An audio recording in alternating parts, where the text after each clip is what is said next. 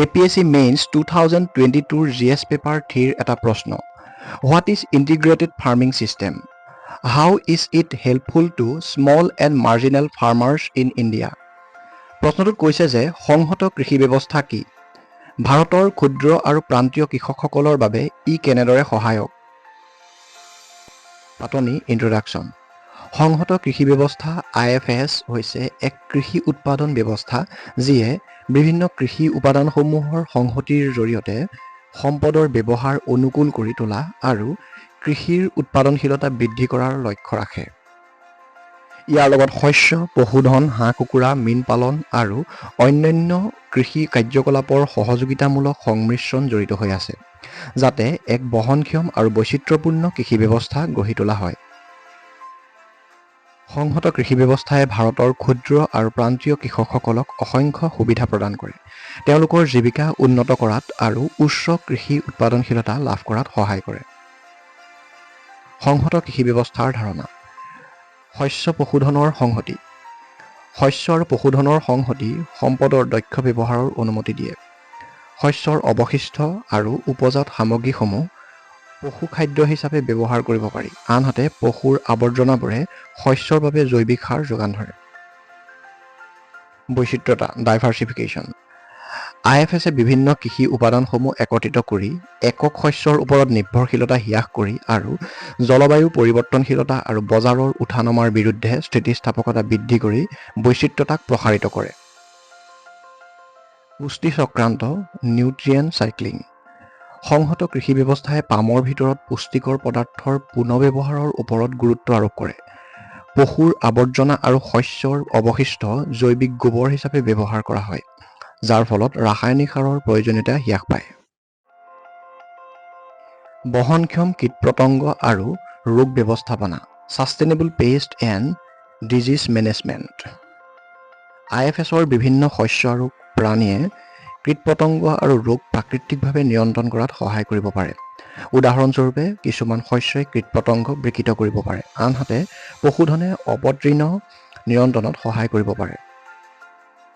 ভাৰতৰ ক্ষুদ্ৰ আৰু প্ৰান্তীয় কৃষকৰ বাবে সুবিধাসমূহ advantages for small and marginal farmers in India বৰ্ধিত সম্পদ ব্যৱহাৰ সংহত কৃষি ব্যৱস্থা ক্ষুদ্ৰ আৰু প্ৰান্তীয় কৃষকসকলক উপলব্ধ সম্পদৰ সৰ্বাধিক ব্যৱহাৰ কৰিবলৈ সক্ষম কৰা।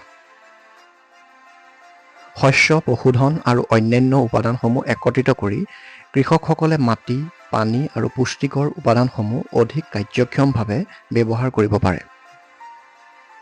আয় উৎপাদন আৰু বৈচিত্ৰ্য ইনকাম জেনেৰেশ্যন এণ্ড ডাইভাৰ্চিফিকেশ্যন IFSে বিভিন্ন কৃষি উপাদানসমূহৰ সংহতিৰ জৰিয়তে আয়ৰ একাধিক উৎস প্ৰদান কৰে। শস্য বিক্ৰী, পশুধনৰ সামগ্ৰী, হাঁহ কুকুৰা, মীন আৰু মূল্য সংযোজিত সামগ্ৰীৰ পৰা কৃষকসকলে ৰাজহ আহৰণ কৰিব পাৰে, যাৰ ফলত একক আয়ৰ উৎসৰ ওপৰত নিৰ্ভৰশীলতা হ্ৰাস পায়। উন্নত মাটিৰ স্বাস্থ্য আৰু উৰ্বৰতা ইম্প্ৰুভড ছইল হেল্থ এণ্ড ফাৰ্টিলিটি পশুধনৰ আৱৰ্জনা আৰু কৃষিৰ অৱশিষ্টৰ পৰা জৈৱিক গোবৰ অন্তৰ্ভুক্ত কৰিলে মাটিৰ স্বাস্থ্য আৰু উৰ্বৰতা বৃদ্ধি পায়।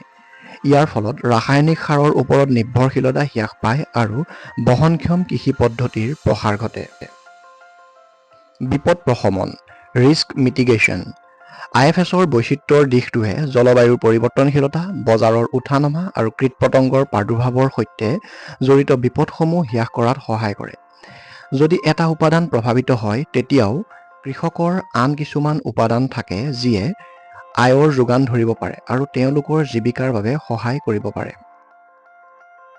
ইনপুট খৰচ হ্ৰাস ৰিডিউচড ইনপুট কষ্ট সংহত কৃষি ব্যৱস্থাই নিৰ্ভৰ কৰে পামৰ ভিতৰত সম্পদৰ কাৰ্যক্ষম ব্যৱহাৰ, বাহ্যিক সামগ্ৰী যেনে ৰাসায়নিক সাৰ আৰু কীটনাশকৰ প্ৰয়োজনীয়তা হ্ৰাস কৰে। ইয়াৰ ফলত ক্ষুদ্ৰ আৰু প্ৰান্তীয় কৃষকৰ বাবে ইনপুট খৰচ কম হোৱাত সহায় হয়। উদাহৰণ আৰু তথ্য প্ৰতিবেদনসমূহ ক্ষুদ্ৰ আৰু প্ৰান্তীয় কৃষকৰ বাবে কৃষি উৎপাদনশীলতা আৰু আয় বৃদ্ধিৰ লক্ষ্যৰে ভাৰতৰ বিভিন্ন সংহত কৃষি ব্যৱস্থা প্ৰকল্পত ৰাষ্ট্ৰীয় কৃষি আৰু গ্ৰামোন্নয়ন বেংকে সহযোগিতা আগবঢ়াইছে। ভাৰত চৰকাৰৰ কৃষি আৰু কৃষক কল্যাণ মন্ত্ৰালয়ে সংহত কৃষি ব্যৱস্থাৰ প্ৰসাৰ আৰু ক্ষুদ্ৰ আৰু প্ৰান্তীয় কৃষকক সহায়ৰ বাবে ৰাষ্ট্ৰীয় কৃষি বিকাশ যোজনাৰ দৰে কেইবাটাও আঁচনি আৰু কাৰ্যসূচী আৰম্ভ কৰিছে।